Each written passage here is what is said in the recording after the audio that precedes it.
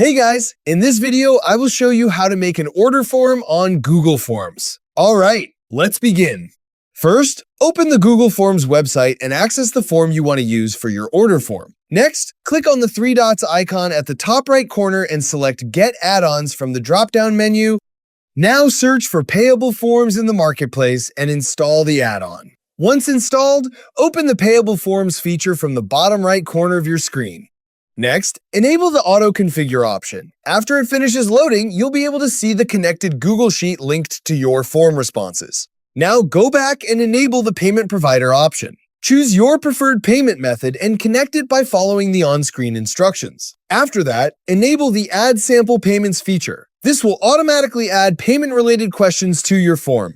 Finally, make sure all setup checkmarks are completed and enable the Sync with Theme option. Once the payable feature is enabled, your Google Forms order form will be ready to use. So that's basically how you can make an order form on Google Forms. That's it for this video. Thanks.